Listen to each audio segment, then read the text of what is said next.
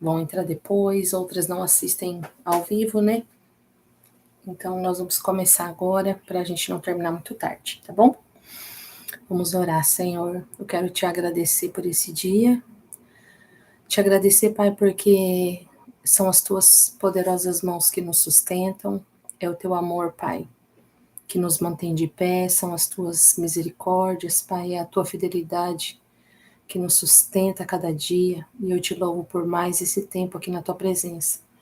Te louvo por ser quem sustenta da minha vida nesse dia. Te agradeço por cada mulher que está aqui comigo e por todas aquelas que assistiram depois dessa aula.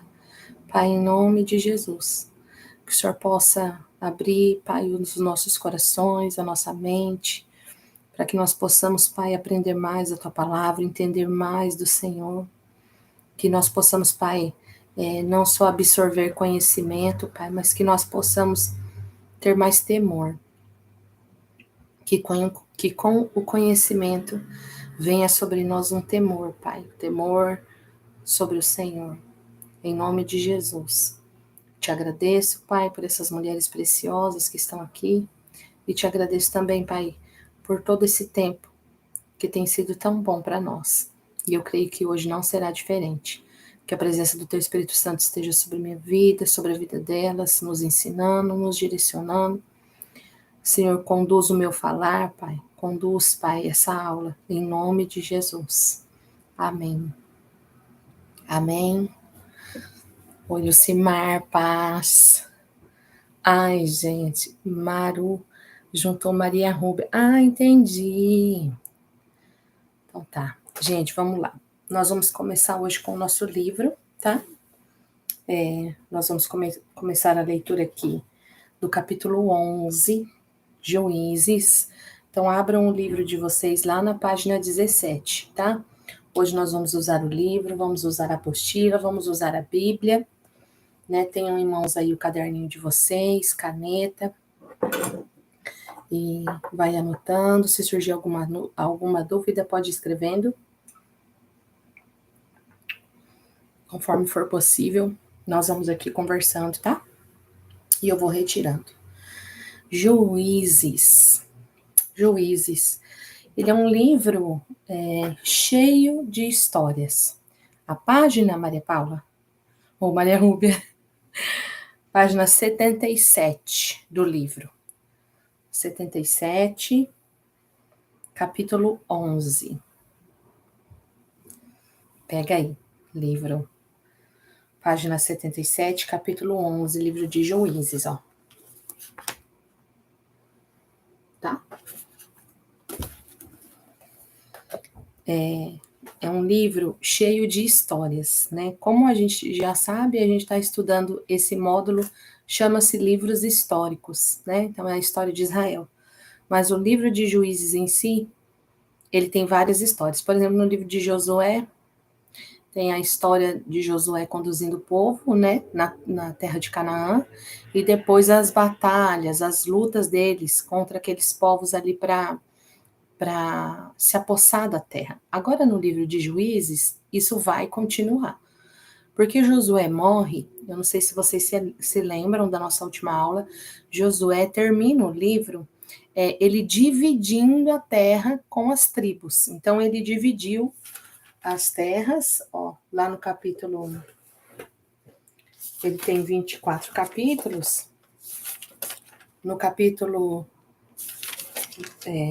18, não, começa no capítulo 13. Aí ele fala das terras serem conquistadas, e capítulo 13, 14, 15, 16, 17, 18, 19,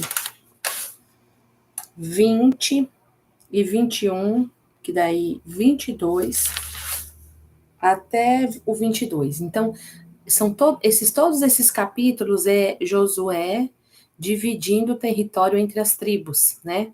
E aí no capítulo 23 e 24 é quando ele faz a despedida dele, do povo, e como Moisés fez lá no final do Deuteronômio, renovando a aliança, ele faz a mesma coisa agora, ele renova a aliança de Deus com os homens, De que maneira? Relembrando todos os mandamentos, relembrando tudo aquilo que eles passaram no deserto, relembrando a fidelidade do Senhor. E ele, então, faz toda essa leitura. A palavra diz que ele lê toda a Torá para eles, né? Que daí ainda não estava no Josué, né? Era só ali os livros de Moisés, e renova a aliança com eles. E depois, então, Josué morre. Só que como que acontece agora, né? Aqui no nosso livro está falando assim, ó, qual que é o tema do livro de Juízes? Tem lá personagens principais: Sansão, Gideão, Jefté e Baraque. Esses são os 4 personagens principais do livro. O local que acontece é na terra de Canaã. Tudo o que acontece aqui nesse livro de Juízes está retratando o que acontece ali dentro da terra de Canaã. As palavras-chave são juízes, porque são os líderes levantados. Eles são chamados de juízes, mas eles exercem papéis de liderança, de reinado, né? Não é juiz na concepção que nós conhecemos hoje, não é um juiz que julga causas, é um juiz que se levanta como líder, tá? Então, juízes, nós vamos ver sobre apostasia e anarquia, tá? Então, o que eu queria falar? Sobre o tema. Qual é o tema desse livro? O tema: o triste declínio moral o triste declínio espiritual e moral de Israel nos primeiros séculos de ocupação da Terra Prometida. Então, aqui eu já falo o que vai acontecer no livro. Durante os primeiros séculos que eles estavam ali na Terra Prometida, o que aconteceu? Eles declinaram espiritualmente, consequentemente moralmente, né? Porque lembra que as leis, os mandamentos, eles tinham muitos ensinos morais, muitos ensinos, não era só algo espiritual. Deus cuidava da moralidade do povo, do bem-estar, né, do convívio social. Então, quando eles deixam o espiritual declinar, consequentemente, a moralidade também vai declinar, tá? Existem 2 versículos aqui. Esse primeiro versículo resume tudo o que acontece nos Juízes. Abra sua Bíblia. Eu vou dar um tempinho para vocês abrirem, para você grifar esse versículo na tua Bíblia. Abra sua Bíblia em Juízes, capítulo 2, do versículo 12 ao 19. Abra aí. Juízes 2, 12 ao 19. Nós vamos ler no livro, mas você pode ler na sua Bíblia e grifar aí enquanto a gente lê, tá? Acho que na minha Bíblia aqui já está grifado. Está. Nós não vamos ler todos. Aqui no livro tem uns parágrafos com reticência, porque daí a gente pula para o outro, tá? Então eles falam assim. Deixa eu ler aqui na Bíblia, que daí a gente lê completo. Juízes 2, 12 a 19 diz assim: abandonaram o Senhor, o Deus dos seus antepassados, que os havia tirado do Egito, e seguiram e adoraram vários deuses dos povos ao seu redor, provocando a ira do Senhor. Abandonaram o Senhor e prestaram culto a Baal e a Astarote. A ira do Senhor se acendeu contra Israel, e ele os entregou nas mãos dos invasores que os saquearam. Ele os entregou aos inimigos ao seu redor, aos quais já não conseguiam resistir. Sempre que os israelitas saíam para a batalha, a mão do Senhor era contra eles para derrotá-los. Olha que forte esse versículo, porque em Josué a gente vê o contrário. Lá em Josué a palavra fala assim, que todas as vezes que eles saíam para guerrear, a mão do Senhor era a favor deles. E olha aqui, depois desse declínio, sempre que os israelitas saíam para a batalha, a mão do Senhor era contra eles, para derrotá-los, conforme havia advertido e jurado a vocês. Grande angústia os dominava. Então, o Senhor levantou juízes, que os libertaram das mãos daqueles que os atacavam. Mesmo assim, eles não quiseram ouvir os juízes. Antes, se prostituíram com outros deuses e os adoravam. Ao contrário dos seus antepassados, logo se desviaram do caminho pelo qual seus antepassados tinham andado, o caminho da obediência aos mandamentos do Senhor. Sempre que o Senhor lhes levantava um juiz, ele estava com o juiz e o salvava das mãos dos seus inimigos enquanto o juiz vivia, pois o Senhor tinha misericórdia por causa dos gemidos deles diante daqueles que os oprimiam e os afligiam. Mas, quando o juiz morria, o povo voltava aos caminhos ainda piores dos que os caminhos dos seus antepassados, seguindo outros deuses, prestando-lhes culto e adorando-os. Recusavam-se a abandonar suas práticas e o seu caminho obstinado. Forte, né? Vou ler mais o 20, ó. Por isso, a ira do Senhor acendeu-se contra Israel, e ele disse: como este povo violou a aliança que fiz com seus antepassados, e não tem ouvido a minha voz, não expulsarei diante dele nenhuma das nações que Josué deixou quando morreu. Eu as usarei para pôr Israel à prova e ver se guardará o caminho do Senhor e se andará nele como fizeram os seus antepassados. O Senhor havia permitido que essas nações permanecessem, não as expulsou de imediato e não as entregou nas mãos de Josué. Então era isso, é sobre isso que o livro vai tratar. Aqui é um resumo, esse versículo resume bem. E depois a gente tem um versículo no capítulo 21, 25, que diz assim, ó, vai lá no capítulo 21, versículo 25, que é o último capítulo, tá? É o capítulo que fecha, é o versículo que fecha o livro. Então, ó, depois de tudo que vai acontecer dentro desse livro, porque o que é o versículo, os versículos que a gente leu falavam? Que quando o Senhor via que eles estavam muito rebeldes, o Senhor levantava um juiz. E o juiz trazia, então, direção. E enquanto o juiz vivia liderando e governando, eles iam bem. Mas quando o juiz morria, eles voltavam a fazer tudo que eles faziam antes, às vezes até pior. E olha só, Deus vai levantar vários juízes. Ao todo, acho que são 12 juízes. A história de 12 juízes nesse livro. E o último versículo diz assim: naquela época, não havia rei em Israel. Cada um lhe fazia o que parecia certo. Esse versículo, ele vem também no comecinho. Enfim, nós vamos ver várias vezes esse versículo nesse livro. Então, depois de tudo que vai acontecer aqui, já é um spoiler, né? O povo não consegue se consertar. Eles continuam. Por quê? Porque não tinha rei sobre Israel. E quando o juiz morria, então eles voltavam ao mesmo lugar, tá? Vamos ali na página 78 do livro, que fala assim, ó. O livro de Juízes abrange a história de Israel, desde a morte de Josué e até pouco antes da ascensão de Saul. Saul, primeiro rei de Israel.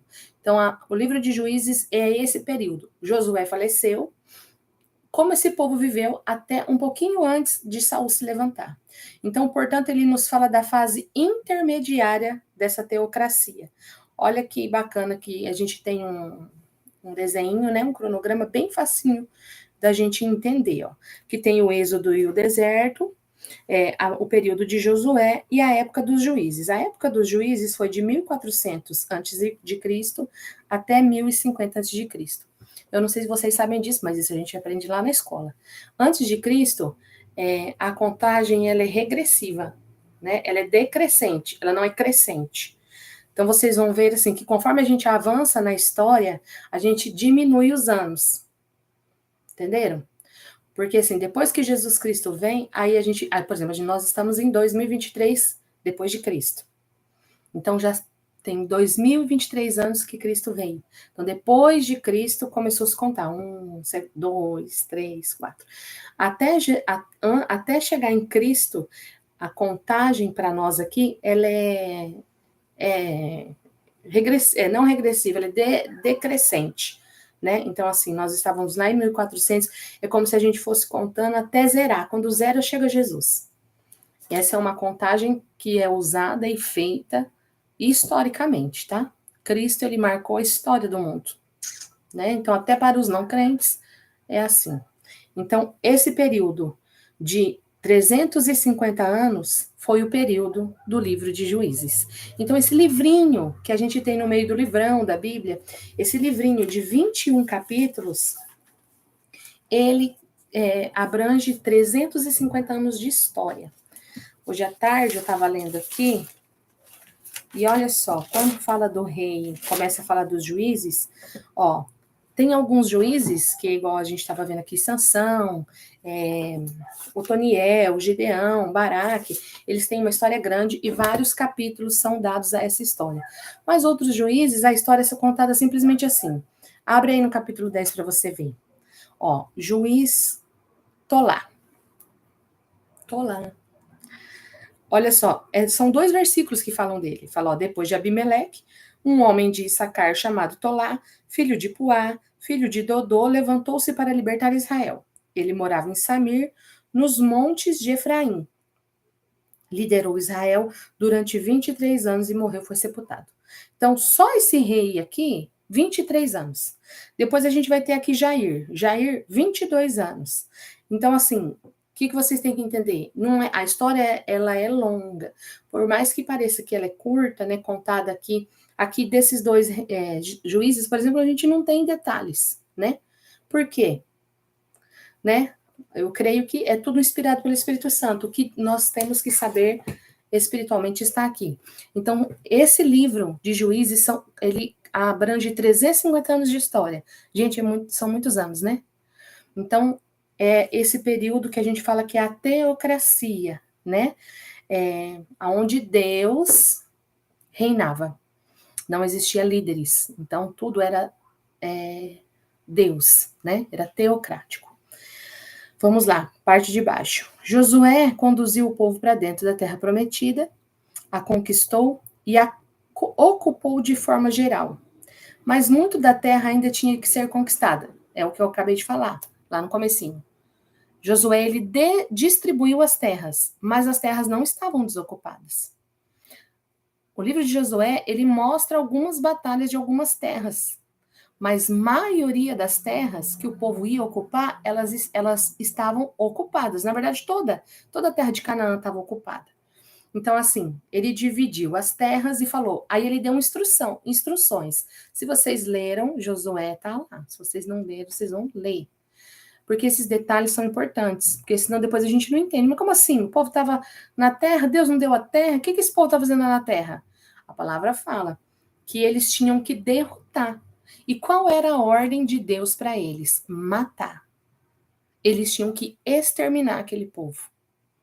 E o que a gente vai ver aqui no livro de Juízes? Ó, chegar a hora de Israel ser o reino de Deus, na forma de uma nação estabelecida na terra. Então, assim, era para que Israel, ali em Canaã, fosse o reino de Deus aqui na terra. Como não havia uma liderança e um governo, né, um rei, algo central, Israel foi uma confederação de 12 tribos interdependentes, sem qualquer força unificadora, exceto o seu Deus. Então, eram as 12 tribos. Lembra dos 12 filhos de Jacó? Cada tribo tinha, então, eram clãs, tribos, tinham seus líderes. O que unia eles? Nada.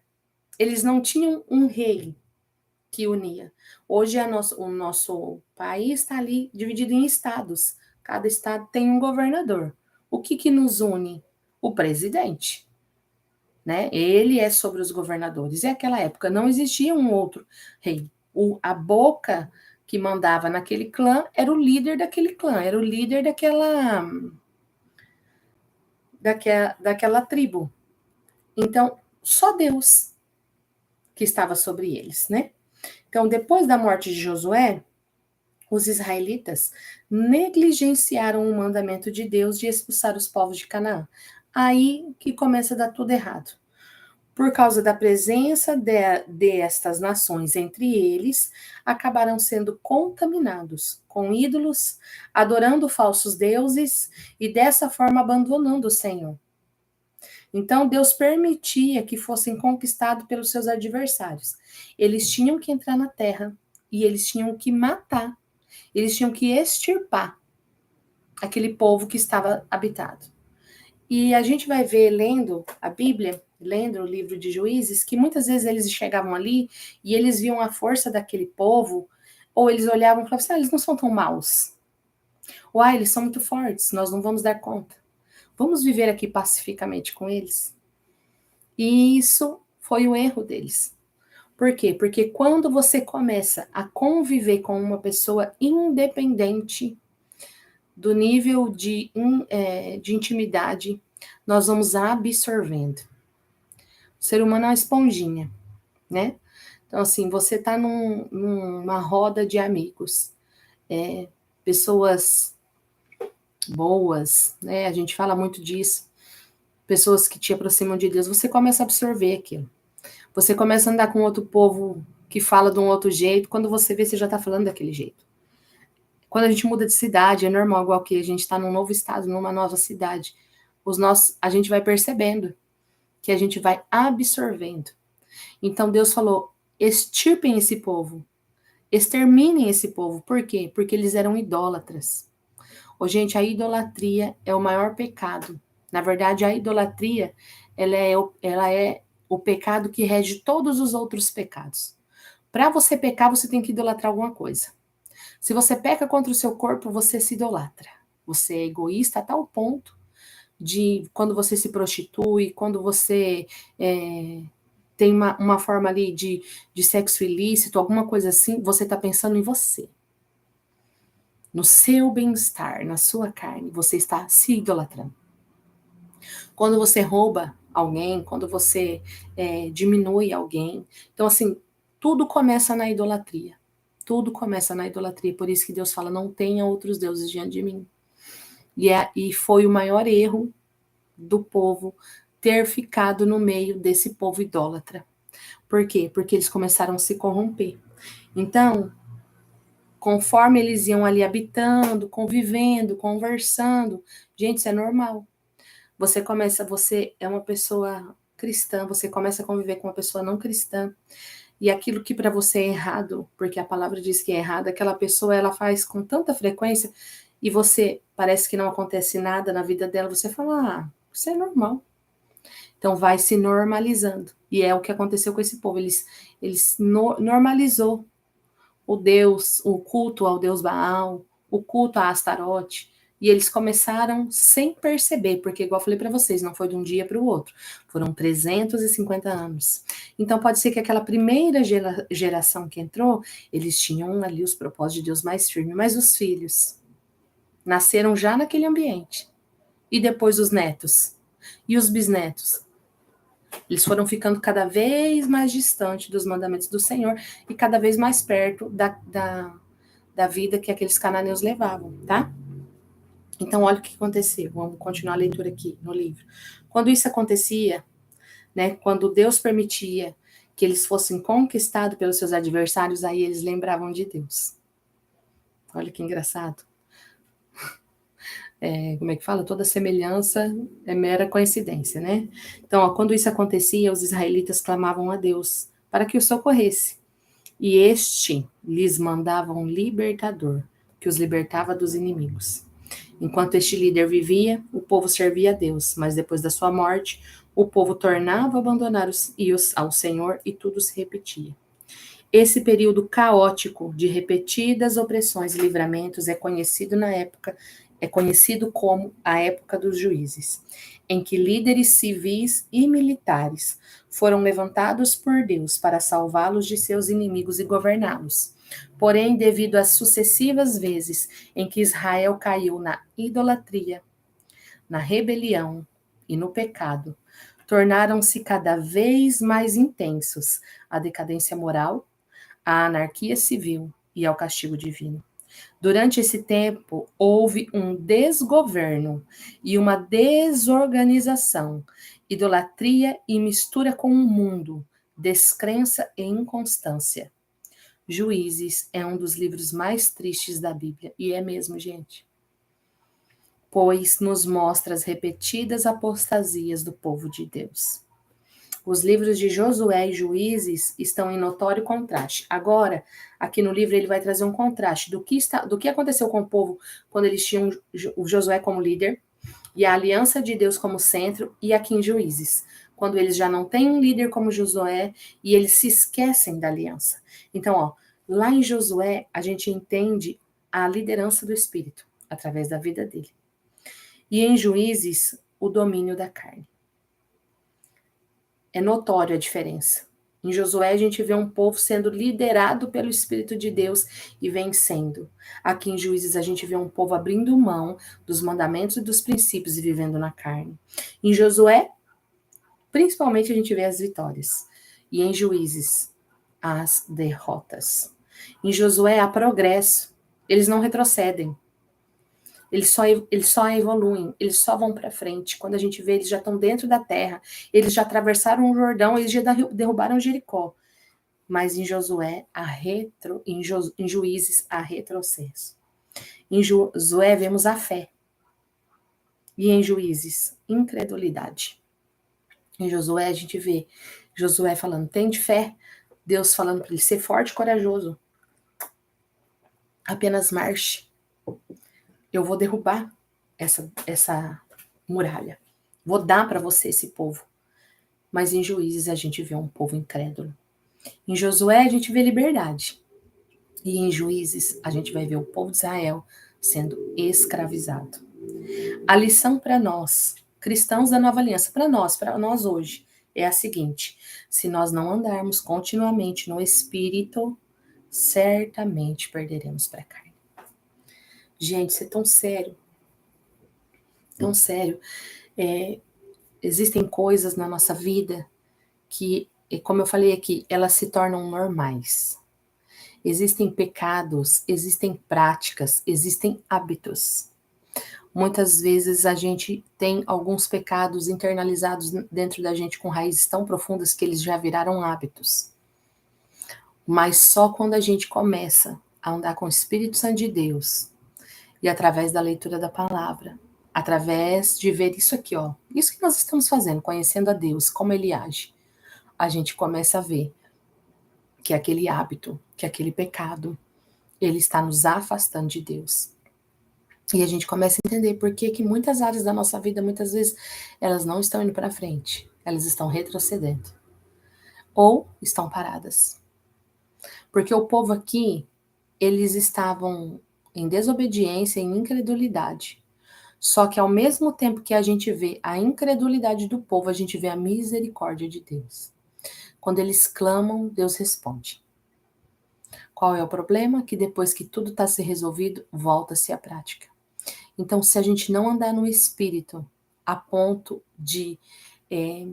hoje depois vocês vão no meu Instagram pessoal, que eu acho que a maioria que me segue, e eu coloquei lá, agora um pouquinho antes da aula, um videozinho curto da pastora Valnice Milhões.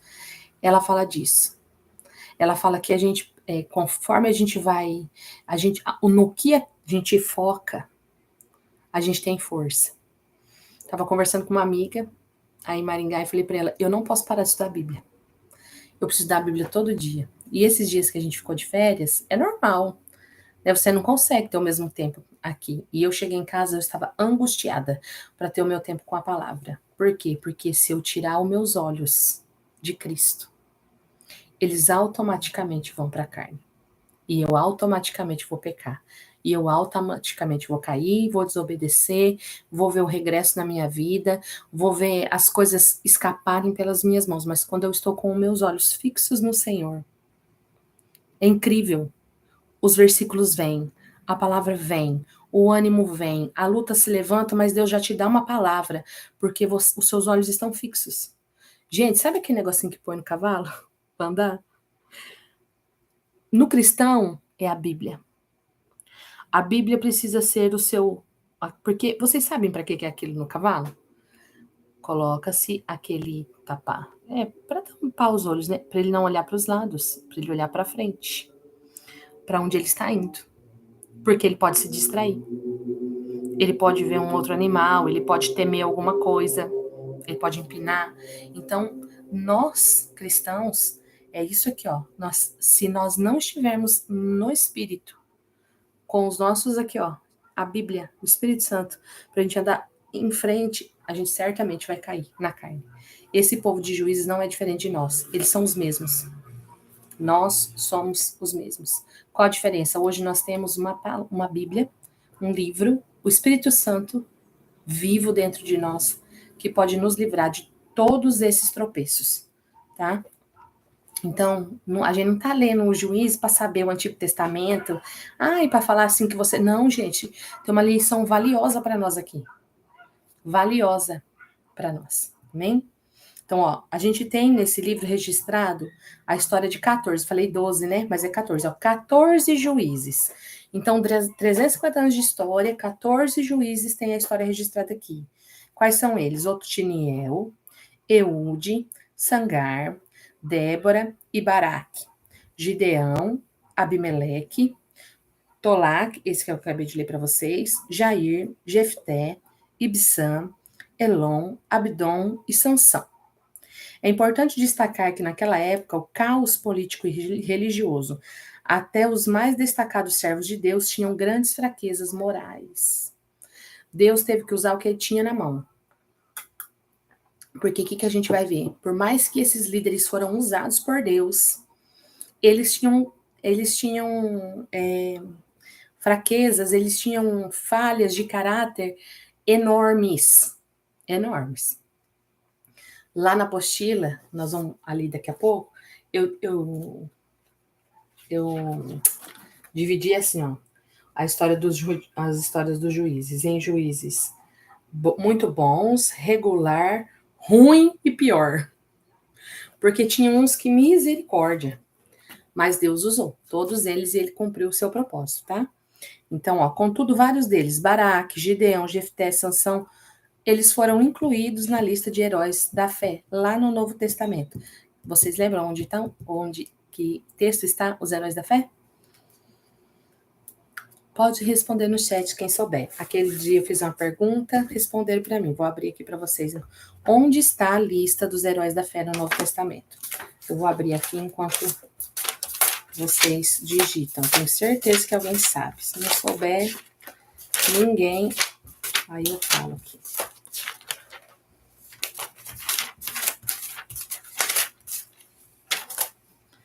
Heróis da fé.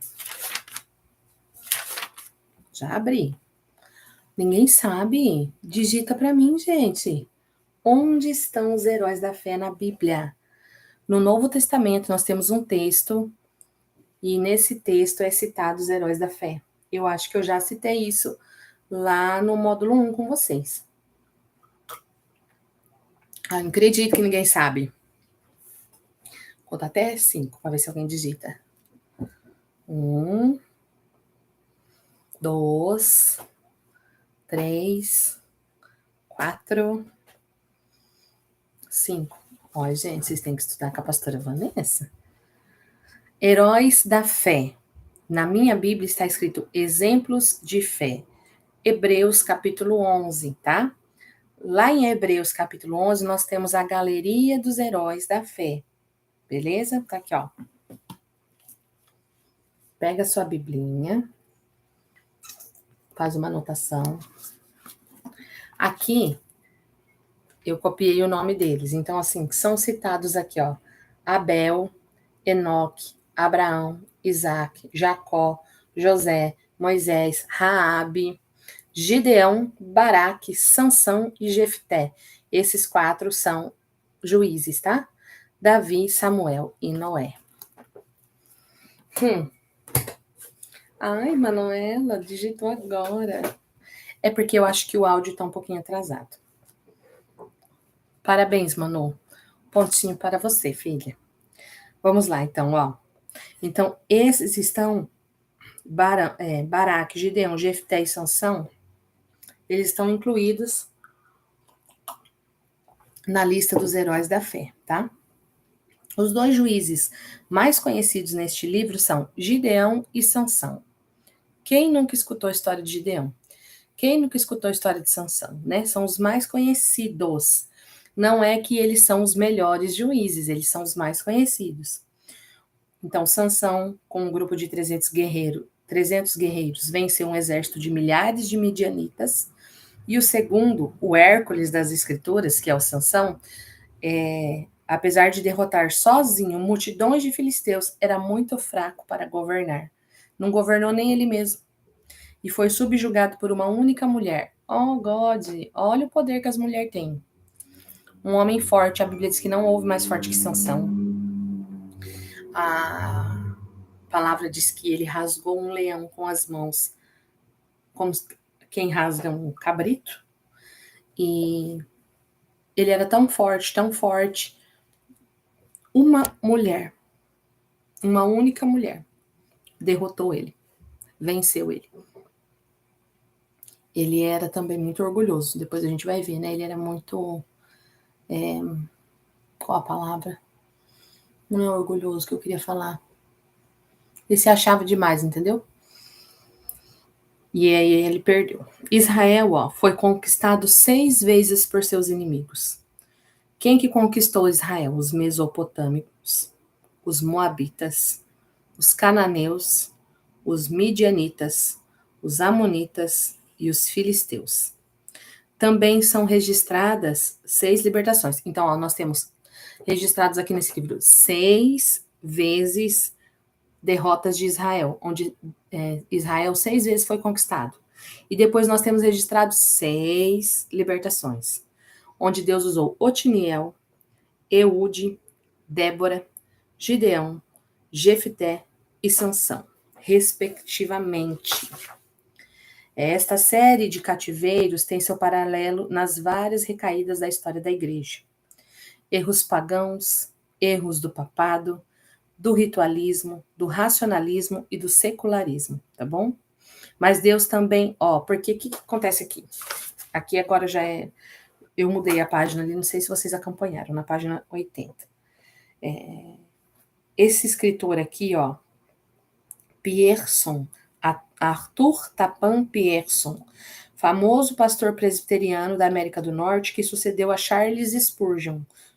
Ele falava assim, que da mesma maneira que a Bíblia relata as 6 caídas do povo e as 6 libertações, nós também temos coisas que aconteceram na nossa época, tá? Na Nova Aliança. Então, assim, o que a gente teve?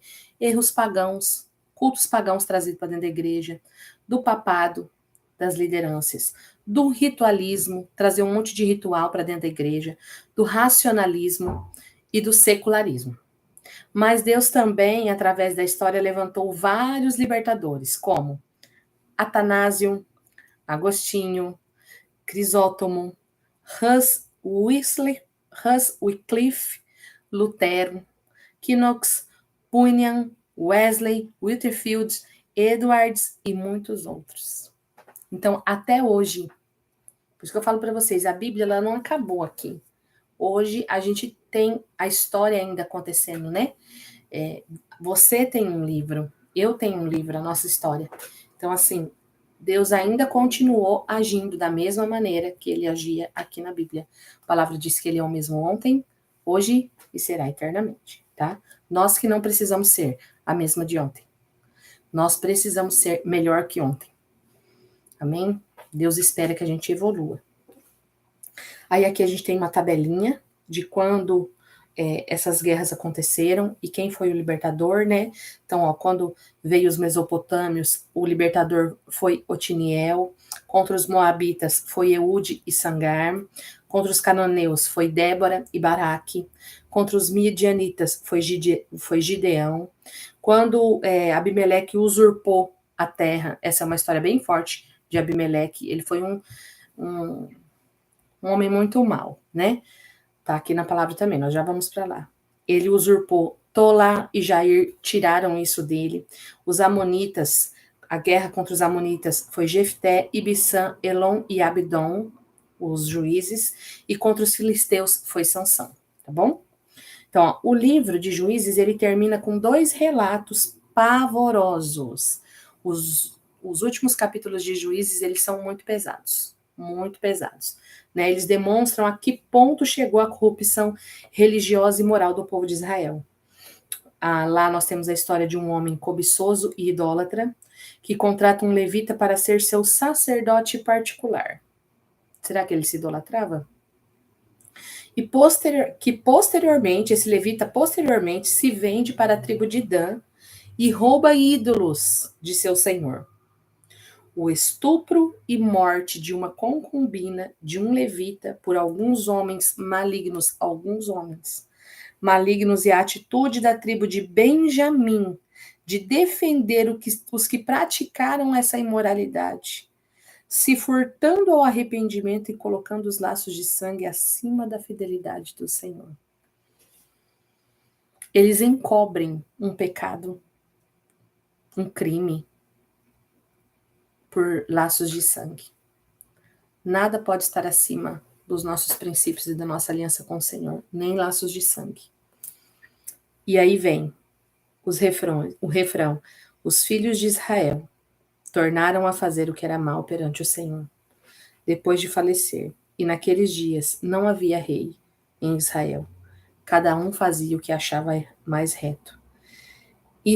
Esse versículo, essa frase se repete continuamente e refletem com perfeição o espírito de todo o livro de Juízes. Se não fosse pelas misericórdias, operações de livramento do Senhor durante esse período, a nação teria afundado numa idolatria pagã irrecuperável. Então, esse é o cenário do livro de Juízes, tá? De acordo com o nosso livro aqui, ele traz algumas mensagens importantes. Eu concordo também, existem mais, mas ele traz, né, as principais, como ele disse aqui. Então, ali no livro, na página 81, lá em cima, fala assim, ó: a importância de uma liderança forte e temente a Deus, porque quando os reis, os líderes, os juízes, tementes a Deus, governam, o povo vai bem.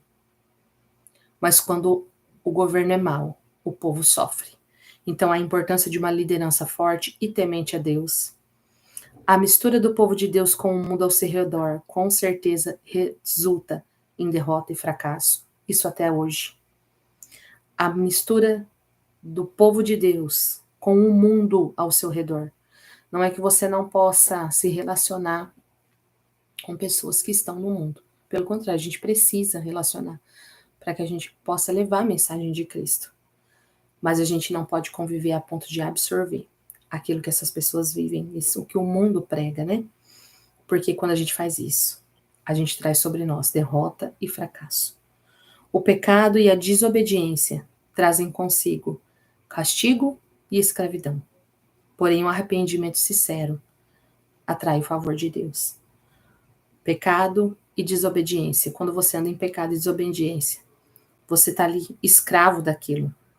É um castigo sobre a sua vida, mas quando você se arrepende, sinceramente, e é o que Deus faz aqui nesse livro, toda vez que o povo se arrependia e clamava, ele derramava do seu favor. E é assim até hoje.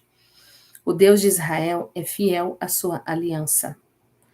Não obstante a idolatria, fraqueza e maldade do povo escolhido. Deus, ele é fiel à aliança. Mesmo quando o povo cai na idolatria, na fraqueza e na maldade, ele continua fiel. O que vai depender é a sua atitude de arrependimento diante dele. Ele não desiste. Ah, você pecou demais. Não, já cansei de falar para você nessa área. Não, de novo. Não, ele é fiel. Ele é fiel à aliança dele. E a última, que é muito forte, a constante tendência. Isso a gente aprende com a Bíblia toda e com o livro de Juízes reforça que nós temos uma tendência, o coração humano, a constante tendência do coração humano em se afastar de seu Criador. A gente tem uma tendência, algo que está dentro de nós. Ah, Deus nos criou assim, pastora? Não.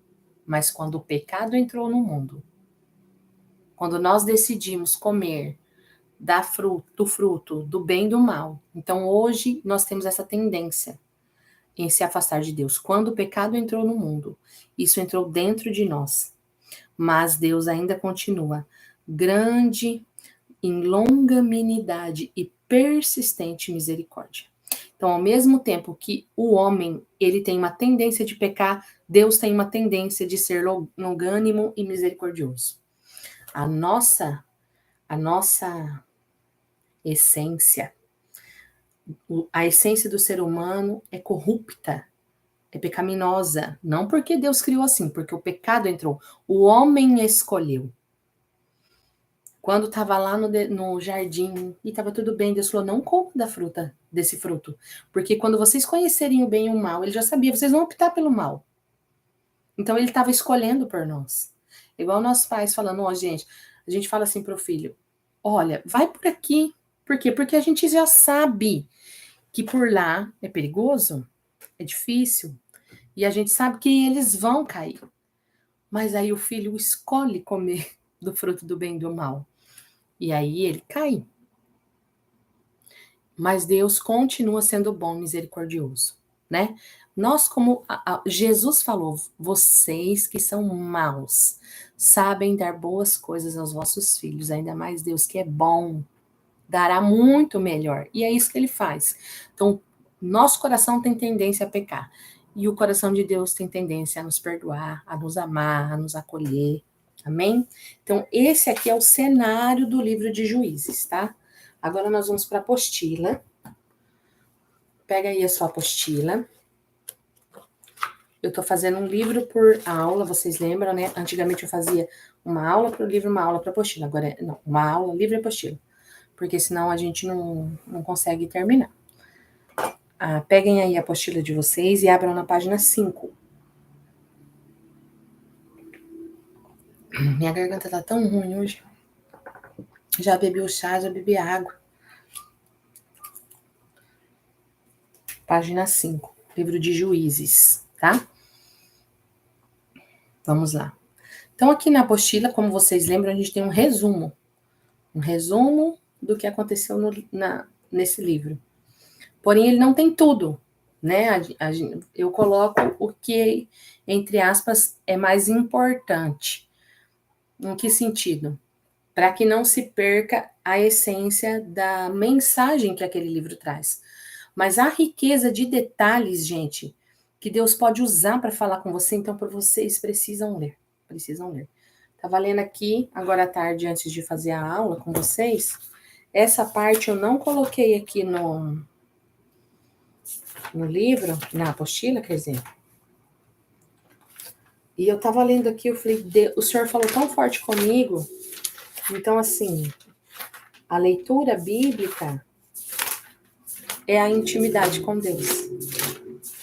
Então a pessoa fala assim, não, vai lá na igreja, a pessoa fala assim, você tem intimidade com Deus? Eu tenho. Eu assisto pregações, eu ouço louvores, eu frequento o culto. Isso não te dá intimidade com Deus. Isso te dá um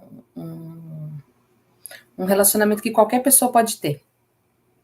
Por exemplo, qualquer pessoa pode ter um relacionamento comigo me assistindo por aqui. Eu conheço a pastora Vanessa. Ela dá aquele estudo. Ela é legalzinha, é ruiva. Eu vejo lá no Instagram. Qualquer pessoa pode me conhecer. Isso é aquela pessoa que vai no culto e ouve os louvor. Ela acha que ela conhece a Deus, que ela tá vendo um pouquinho. Mas a pessoa que tem relacionamento comigo, que tem intimidade, é aquela pessoa que senta na mesa comigo. Aquela pessoa que sabe o que eu tô passando no meu dia a dia. É aquela pessoa que conversa comigo. Quem tem mais intimidade comigo, meu marido. Ninguém conhece ele mais que eu. Que tá comigo, da hora que ele acorda, a hora que ele dorme, ele não consegue se livrar. Então ele sabe se eu ronco, se eu não ronco, que eu gosto de comer, que eu não gosto.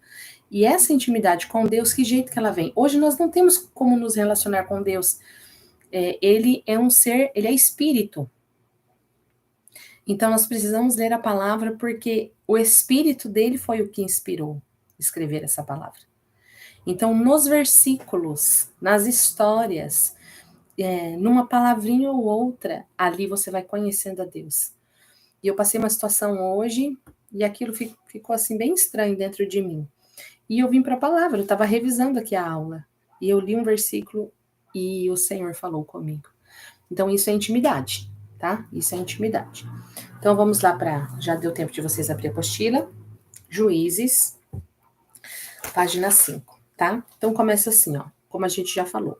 Depois que Josué levou as tribos de Israel para a terra prometida, ele os chamou a serem fiéis à aliança de Deus, obedecendo os mandamentos da Torá. Se eles fizessem isso, mostrariam a todas as outras nações como Deus é. Esse era o objetivo de Deus, levar o povo para a terra prometida, eles obedecendo o mandamento, todo o mundo, todas as nações, todo mundo olharia para eles e saberia, esse povo representa Deus. E eles então mostrariam para o mundo quem Deus é. E aí o livro de Juízes começa então com a morte de Josué e basicamente conta a história do fracasso total de Israel. O nome do livro vem dos tipos de líderes que Israel teve neste tempo, antes de terem reis. Todas as tribos estavam sendo governadas por esses juízes. Como eu falei, não pense num tribunal. Esses aqui eram líderes políticos, militares e regionais, mais parecidos com chefes tribais. Aí nós temos um aviso importante, ó. O livro de Juízes é muito perturbador e violento.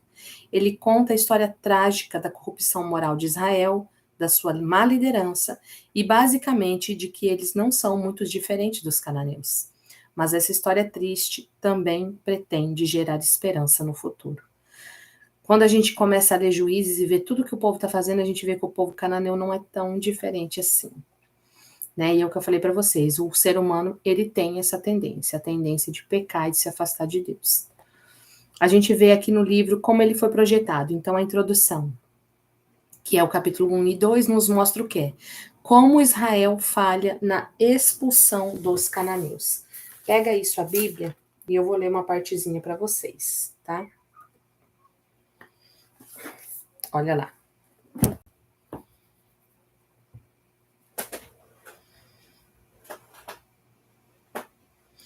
Vai no capítulo 3, versículo 5. Vai resumir isso. Então, ó, eles falharam na expulsão dos cananeus. Capítulo 3, versículo 5 fala assim, versículos 5 e 6. Os israelitas viviam entre os cananeus, os hititas, os amorreus, os ferezeus, os heveus e os jebuseus. Todos esses povos eram cananeus, tá? O que eles fizeram? Eles tomaram as filhas deles em casamento e deram suas filhas aos filhos deles e prestaram culto aos deuses deles. Tá? Então é isso que aconteceu. Eles falharam totalmente. Depois a gente tem a seção principal do livro, que vai do capítulo 3 ao 16, começa aqui, né? As histórias sobre a corrupção crescente dos juízes de Israel. A descrição aqui mostra como os líderes vão de muito bons a regulares, ruins e piores. Que é o que eu falei para vocês. Vai vir os líderes e eles não são maravilhosos.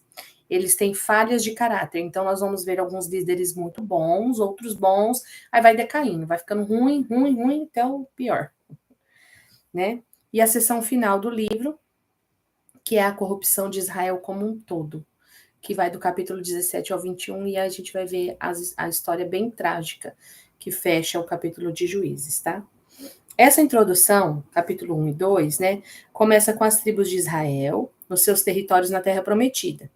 Judá, Benjamim, José, Manassés, Efraim, Zebulon, Asser, Naftali e Dan, são as tribos. Quando Josué derrotou algumas das cidades cananeias principais, ainda havia muita terra a ser tomada e muitos cananeus vivendo nessas áreas. E assim o capítulo 1 apresenta uma longa lista de grupos e cidades cananeias que Israel não conseguiu expulsar da terra. Então o capítulo 1 vai mostrar essa lista que eles não conseguiram derrotar. Desde o comecinho lá vem, ó, Judá, o Senhor fala que Judá é o primeiro a guerrear, eles não conseguem, ó, atacaram, mataram, mas depois eles vão avançando e eles vão desistindo de lutar, tá? Ó, versículo 27 do capítulo 1 fala assim, ó, Manassés, porém, não expulsou o povo de Bet-Sean. Capítulo 28. Quando Israel se tornou forte, impôs trabalho forçado aos cananeus, mas não os expulsou completamente. 29. Efraim também não expulsou os cananeus que viviam em Gezer. Tá? Tudo isso que eu estou lendo no capítulo 1. Capítulo 30. Nem Zebulon expulsou os cananeus que viviam em Quitron e Naalon. Versículo 31. Aser não expulsou os que viviam em Aco, Sidom, Alabe, Iaquizabe, Elba, Asaf e Reob. E esse, por último, povo de Aser vivia com os cananeus que habitavam naquela terra. Nem Naphtali expulsou os que viviam em Bet-Semes. Eles não expulsaram. Os amorreus confinaram a tribo de Dan. Versículo 34. A Serra Central, não permitindo que eles descessem o vale. Os amorreus não deixaram Dan entrar, eles não lutaram contra Dan. Capítulo 1 é isso, tá? Então a gente tem que se lembrar, que é o que eu tô falando aqui o tempo todo, tá aí nesse quadrinho. Todo o objetivo de expulsar os cananeus das terras era para evitar. O que Deus queria evitar?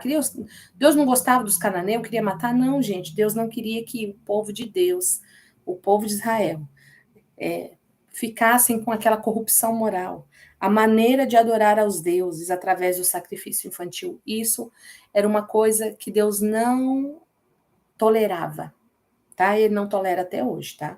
Então Deus havia chamado Israel para ser um povo santo, mas isso não acontece. E o capítulo 2? O capítulo 2 descreve como Israel tomou o lado dos cananeus e adotou todas as suas práticas culturais e religiosas. E é bem aqui que a história para. Agora o narrador vai nos mostrar como a história de Israel até aqui foi um círculo, como um espiral, se movendo de fora para baixo. Assim Israel se tornavam como os cananeus, e assim pecariam contra Deus. Deus permitiria que eles fossem conquistados e oprimidos pelos cananeus. E por fim, os israelitas veriam o erro de suas escolhas e se arrependeriam. Então Deus levantaria um libertador, um juiz sobre Israel, que derrotaria o inimigo e traria uma era de paz. Mas, finalmente, Israel pecaria e começaria tudo de novo. Esse ciclo fornece o conceito literário e o fluxo para a próxima seção do livro. Ele se repete para cada um dos 6 juízes principais, dos quais as histórias são contadas aqui. Então, lembra, são 14 juízes, mas 6 juízes foram considerados os principais. No capítulo 2, que é o que eu acabei de ler aqui, eu quero ler essa passagem com vocês. Olha o que aconteceu. O anjo do Senhor subiu a Gilgal, a Boquim, e disse. Então, um anjo apareceu. Tirei, um anjo, letra maiúscula tá na minha Bíblia. E olha o que esse anjo fala. Tirei vocês do Egito e os trouxe para a terra que prometi com um juramento dar aos seus antepassados. Eu disse, jamais quebrarei a minha aliança com vocês. E vocês não farão acordo com o povo desta terra, mas demolirão os seus altares. Por que vocês não me obedeceram?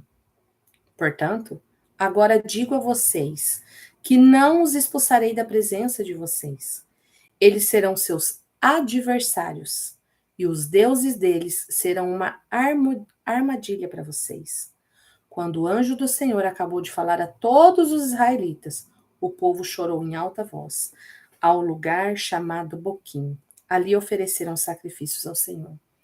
Esse anjo que aparece aqui, de acordo com os estudos, de acordo com o nosso livro, a palavra fala que ele é uma menção do próprio Cristo. Porque não foi nenhum anjo que tirou o povo de Israel, foi Deus. E como que é o Deus manifesto em homem? Cristo, né? Então, assim, muitas traduções e muitos estudos e muitas visões, linhas de estudo, falam que esse anjo que apareceu foi o próprio Cristo. O próprio Jesus, né? O Cristo é aquele que morreria, mas é o próprio Jesus, o Filho de Deus. Então, ele já trouxe um decreto. Vocês não me obedeceram e ataque o que vai acontecer. Eu não vou mais expulsar o povo diante de vocês.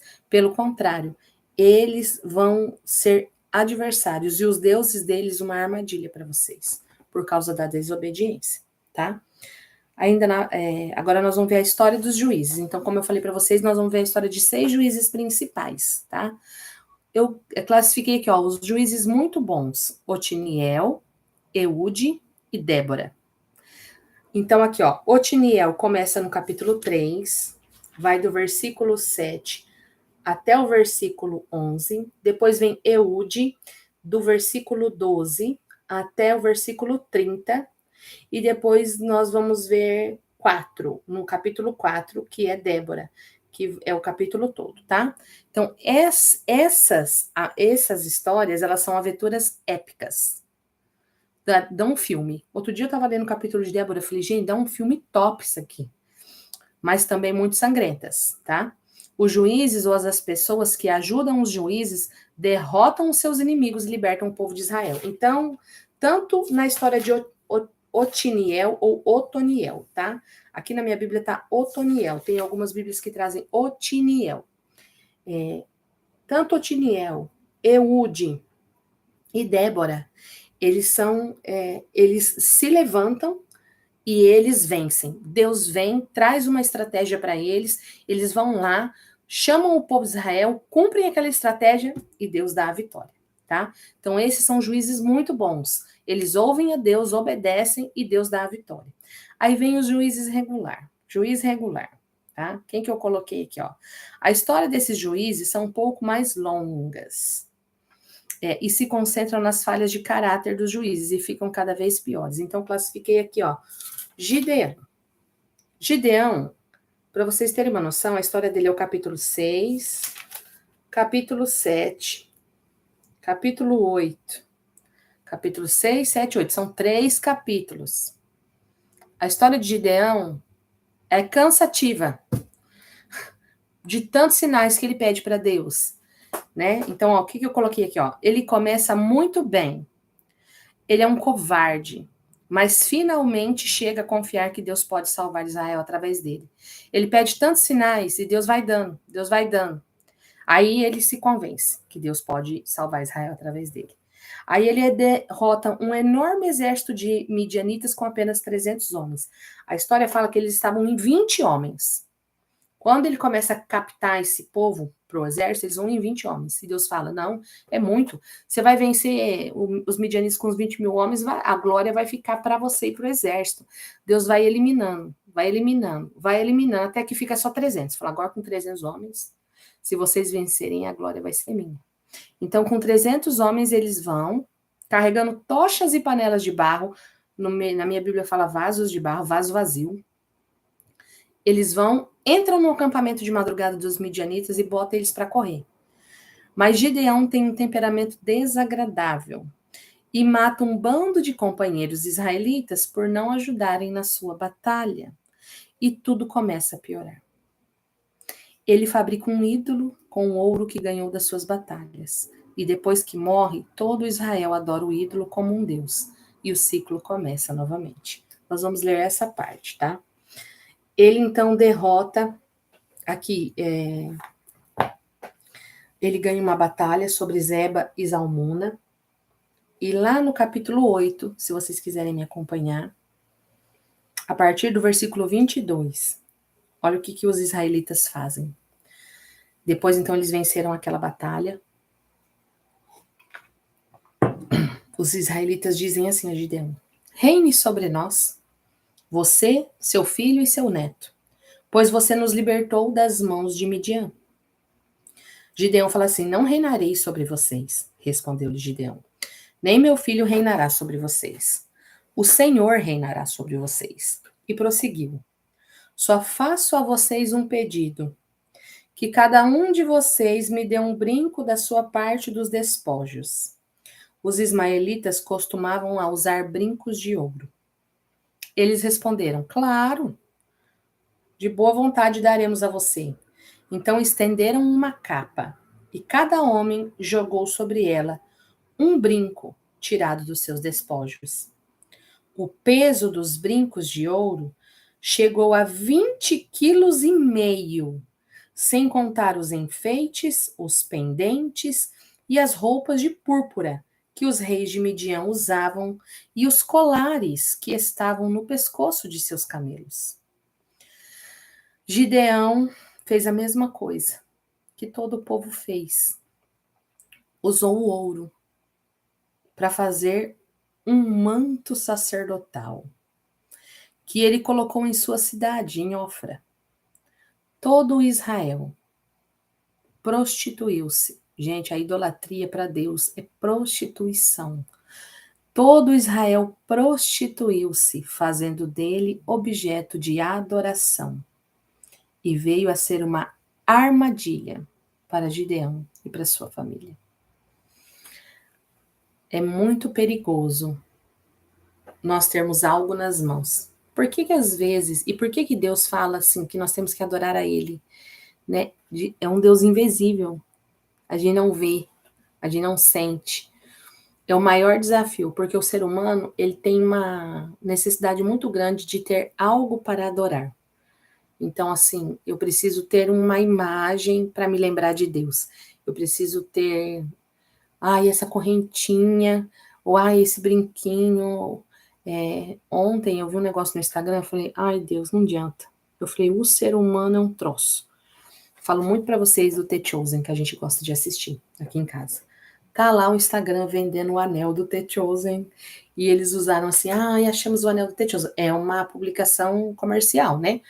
Então já fizeram lá um anel com aqueles monte de peixinho, e tá falando assim, aí tem os comentários assim, ai que lindo, agora eu uso como um amuleto. Gente, Deus abomina essas coisas. Abomina. Não compra. Não compra, não usa. Você não precisa de nada.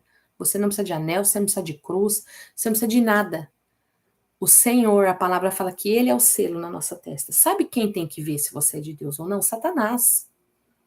Aí pega um desse desviado que peca, sai com a cruz no meio da rua, além de difamar o nome de Cristo, fala assim, crente coisa nenhuma, crê em Deus coisa nenhuma. Tá se enganando. Aonde que tá? A palavra fala que Ele colocou um selo no nosso coração.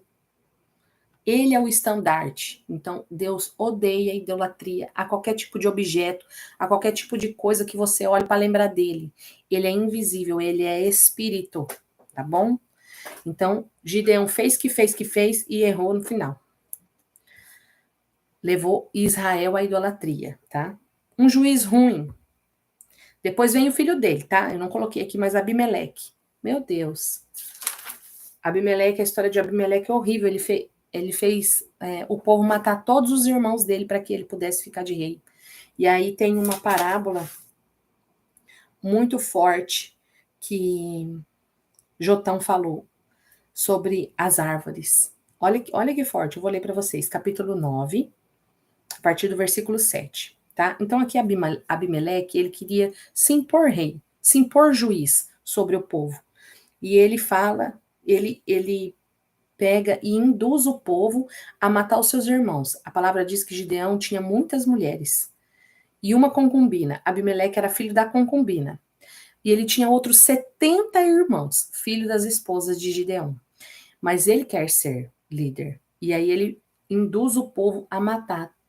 Eles matam 70 irmãos dele para que ele possa ficar de rei. E aí Jotão sabe disso, fica sabendo disso e fala assim, ouçam-me, cidadãos de Siquém. Certo dia as árvores saíram para ungir um rei para si. E disseram à oliveira, seja o nosso rei. A oliveira, porém, respondeu, deveria eu renunciar ao meu azeite com o qual se presta honra aos deuses e aos homens para dominar sobre as árvores? Tipo, será que eu devo renunciar o meu propósito, que eu sou uma oliveira, fui criada para dar azeite, para reinar sobre árvores?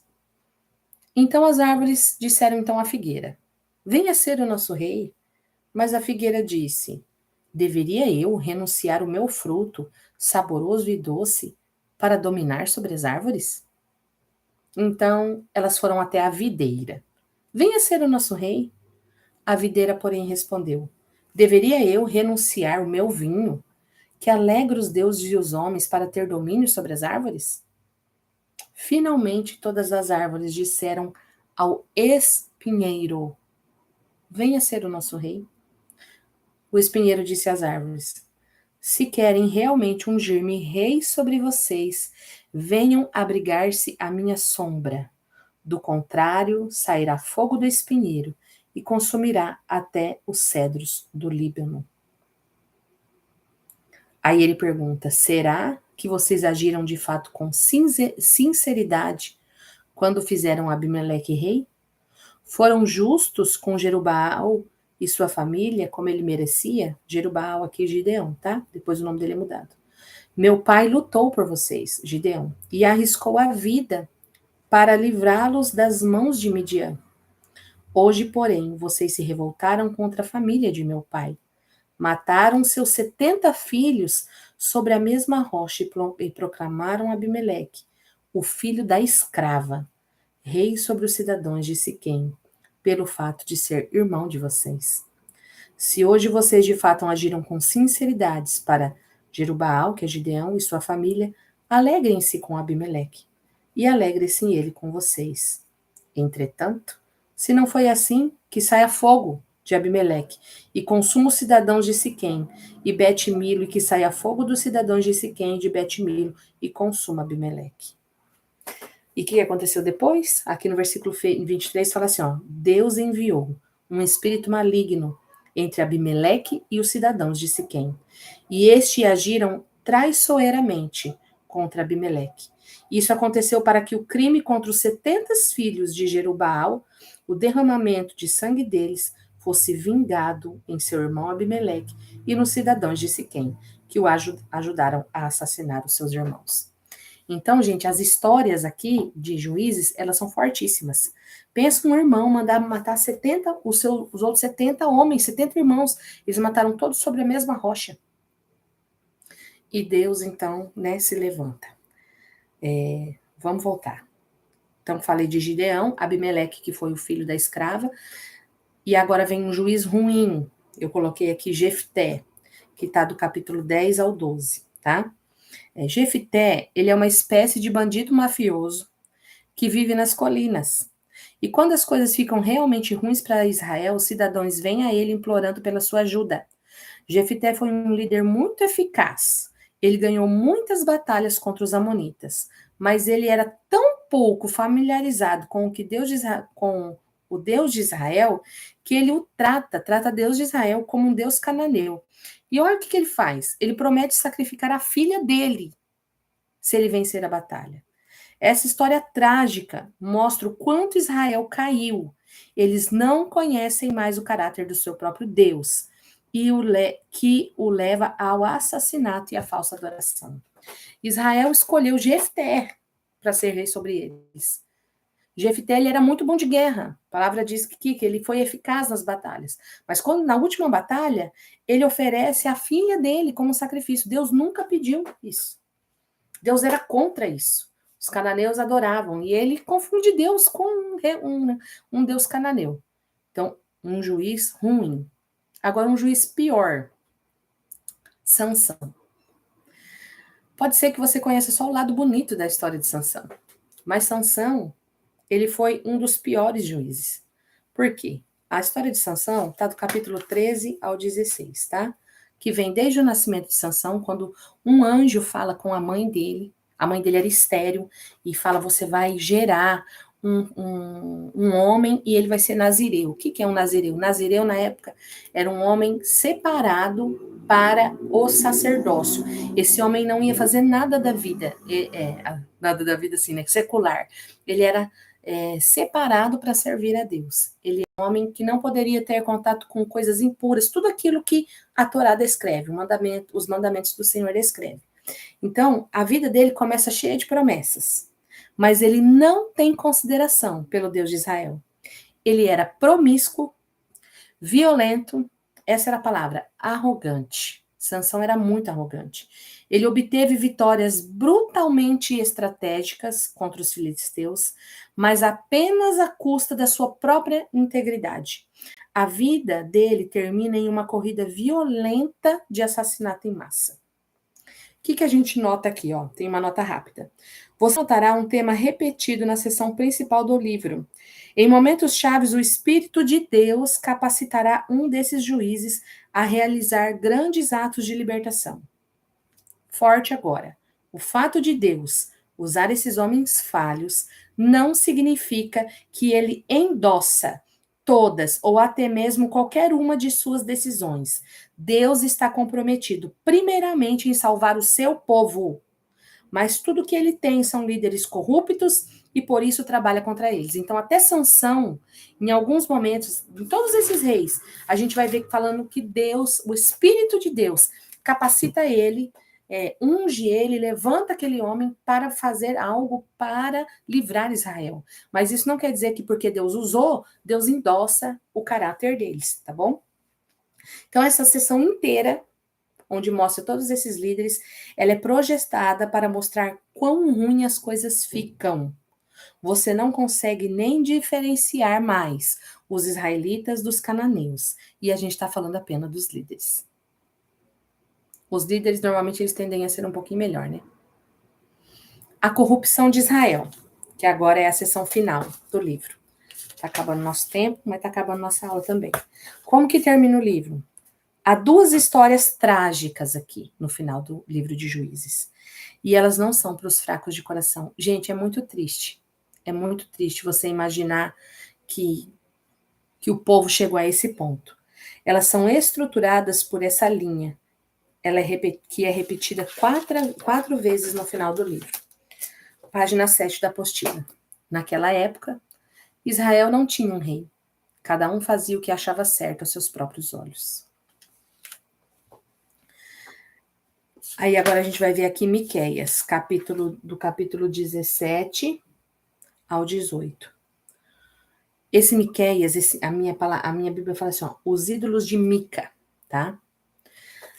Vou ler aqui um pedacinho para vocês na Bíblia. Abre aí no capítulo 17. Havia um homem chamado Mica, dos montes de Efraim, que disse certa vez à sua mãe: os 13 quilos de prata que foram roubados de você e pelos quais eu a ouvi pronunciar uma maldição, na verdade a prata está comigo. Eu a peguei. Olha só, ele roubou a mãe dele.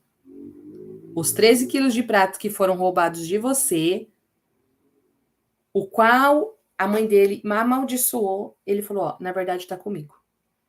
Disse a sua mãe, o Senhor o abençoe, meu filho. Quando ele devolveu os 13 quilos de prata à mãe, ela disse, consagro solenemente a minha prata ao Senhor, para que o meu filho faça uma imagem esculpida e um ídolo de metal. Eu a devolvo a você. Mas ele devolveu a prata à sua mãe, e ela separou 2 quilos e 400 gramas e os deu a um ourives, que fez a imagem e o ídolo. E esses foram postos na casa de Mica. Ora, esse homem Mica possuía um santuário.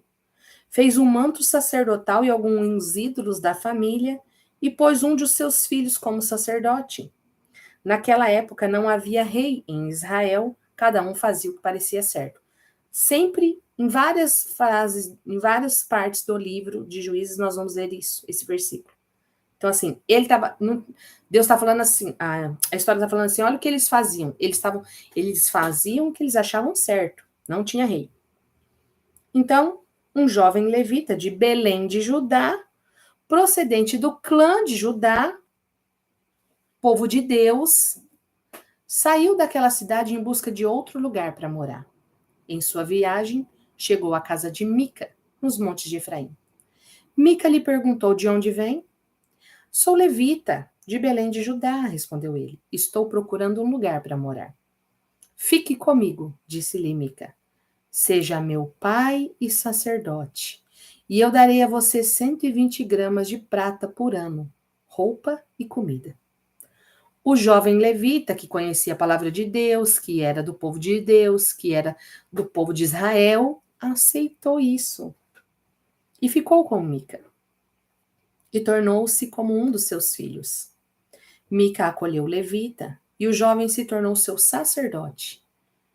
Um sacerdote que foi todos da tribo de Levi, eles eram nascidos sacerdotes, eles eram escolhidos para, quem lembra, os levitas, eram para servir dentro do tabernáculo. Agora, então, ele era um sacerdote particular de um pagão.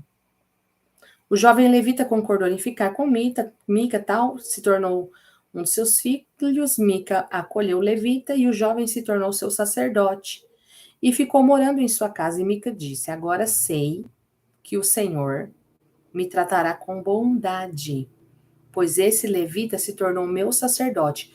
Olha a confusão que eles fizeram. Olha a deturpação da palavra.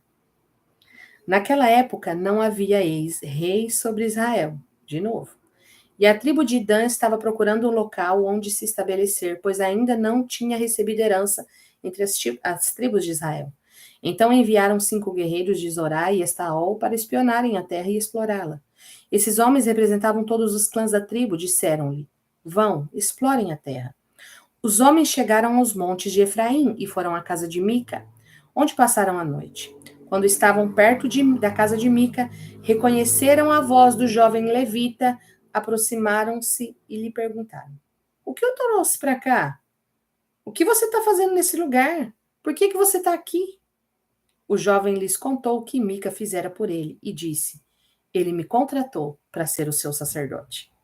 Então eles lhe pediram: Pergunte a Deus se a nossa viagem será bem-sucedida. O sacerdote respondeu: Vão em paz.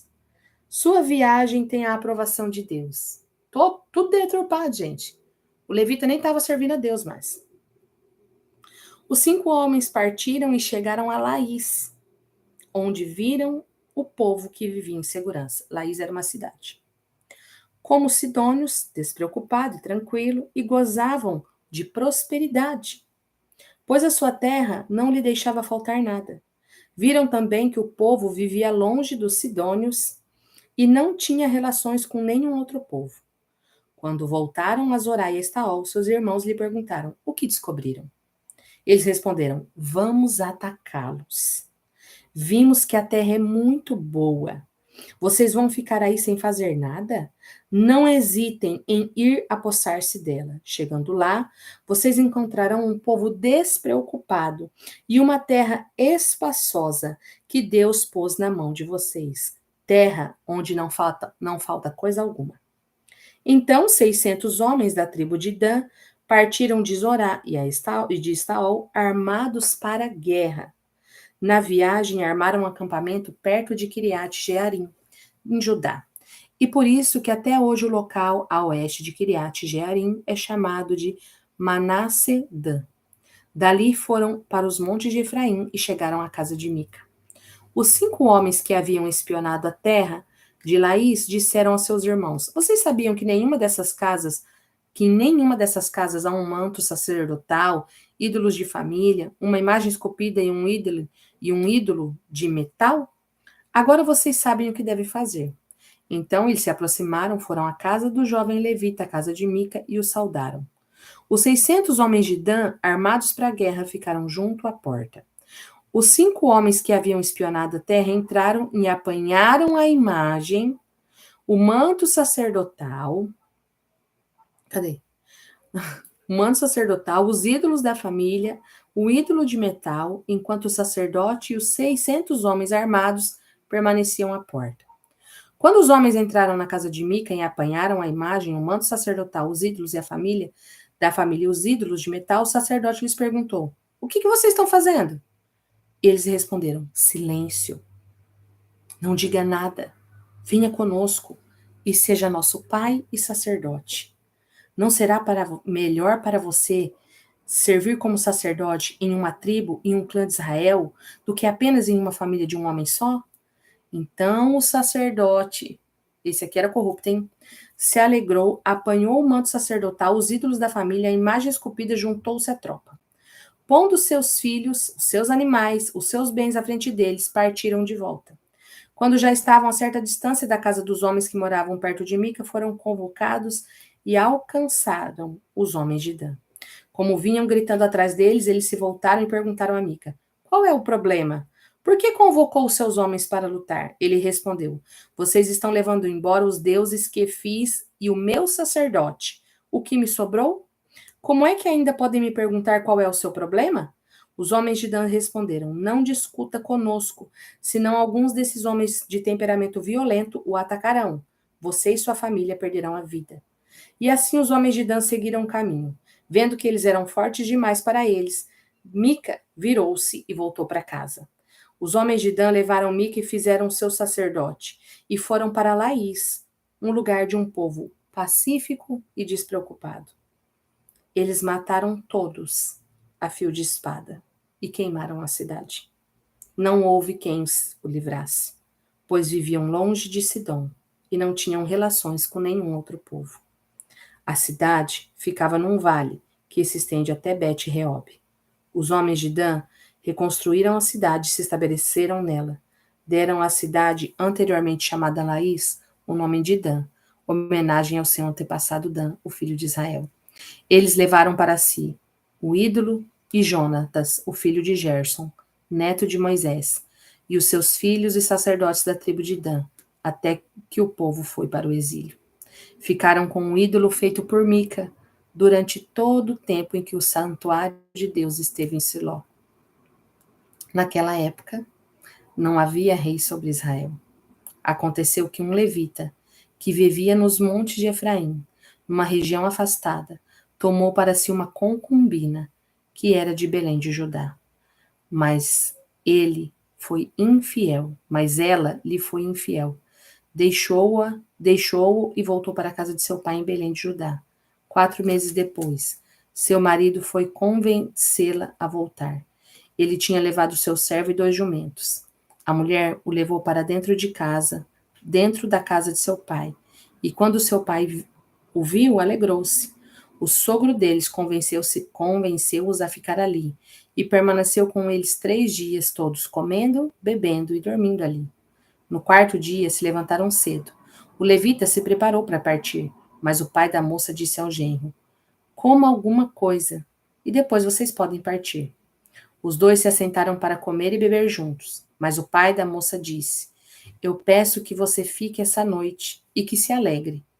E quando o homem se levantou para partir, seu sogro convenceu a ficar ainda aquela noite. Na manhã do 5º dia, quando ele se preparou para partir, o pai da moça disse: vamos comer, espere até a tarde. E os 2 comeram juntos.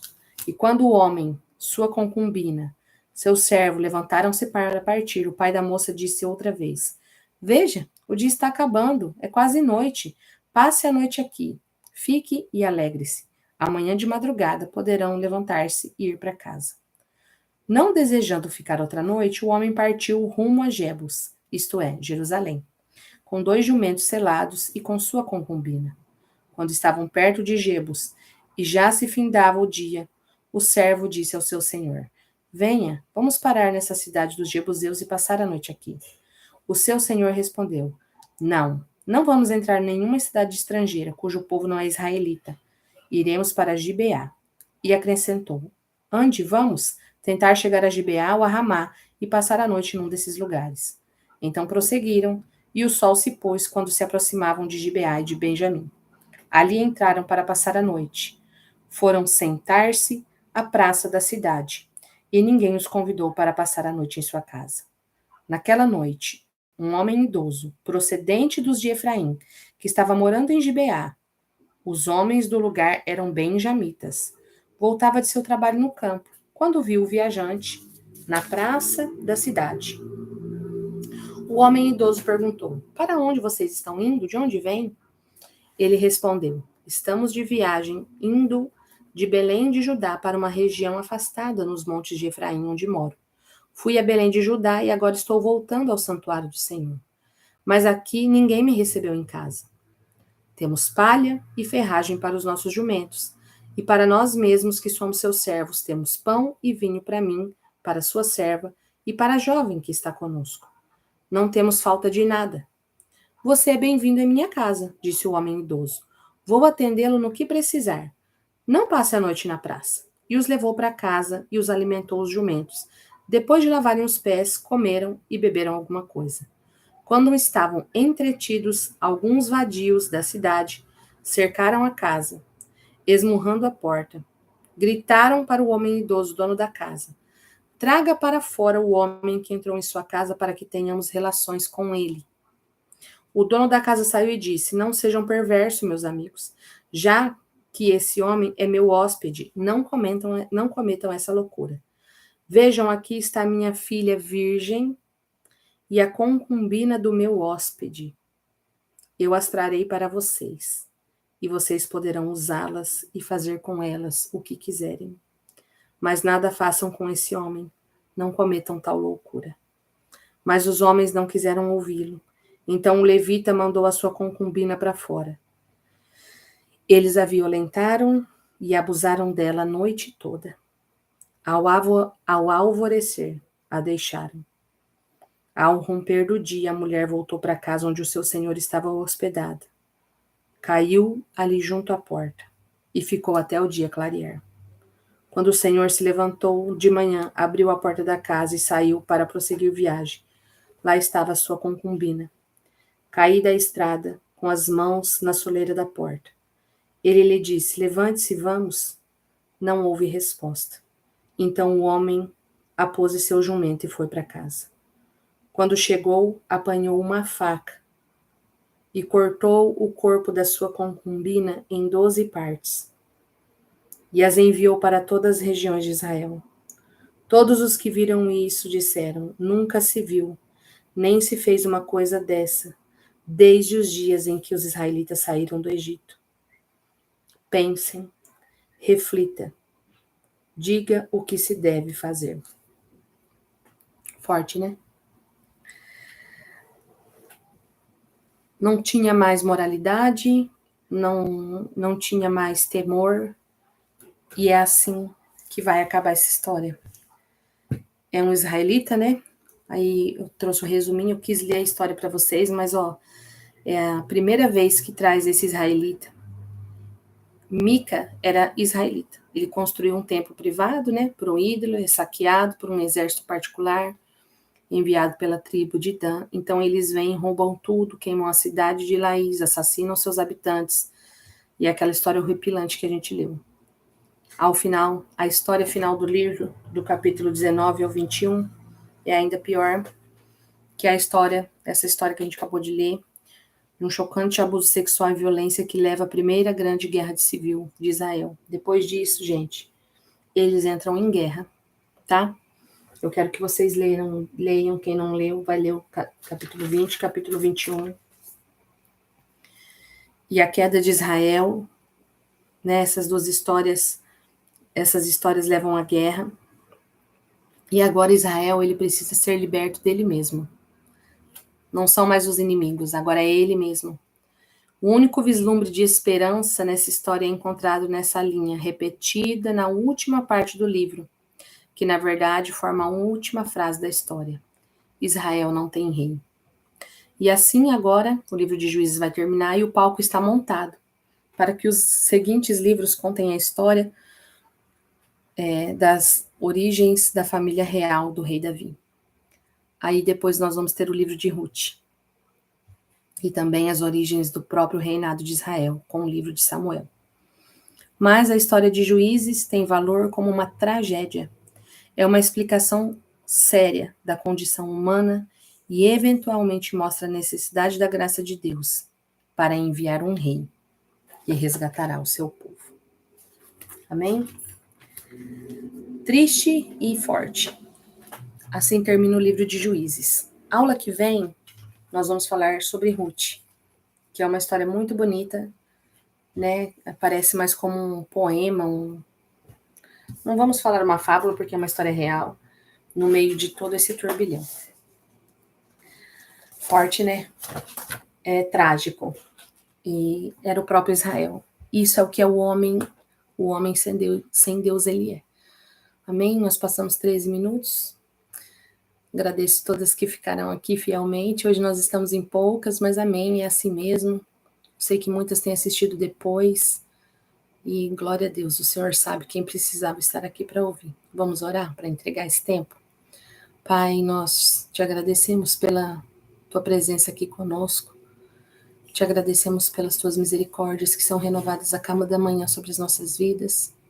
Reconhecemos como somos falhos e pecadores e sem ti nada somos. Pai, que o Senhor possa, em nome de Jesus, através desse estudo da tua palavra, lendo aqui hoje e meditando sobre esses juízes, sobre o povo, Que o Senhor venha trazer no nosso coração o que o Senhor precisa ainda mudar, aonde nós precisamos, Pai, deixar o Teu Espírito Santo guiar. Que não sejam apenas umas histórias, mas que elas possam confrontar o nosso modo de viver. Eu te agradeço por esse tempo, pelo privilégio de ler a Tua Palavra e de poder falar da Tua Palavra abertamente. Eu me alegro por isso, sei que tempos difíceis estão vindo, mas nós nos alegramos pelos dias que vivemos. Te agradecemos por esse tempo, te agradecemos pela nossa vida. Abençoa essas mulheres, Pai, que assistiram aqui comigo, as que vão assistir depois, que todas possam ser tocadas pela grandiosidade e pela força da Tua Palavra. Em nome de Jesus. Amém. Amém, meus amor. Beijo. Fiquem com Deus. Até a próxima aula.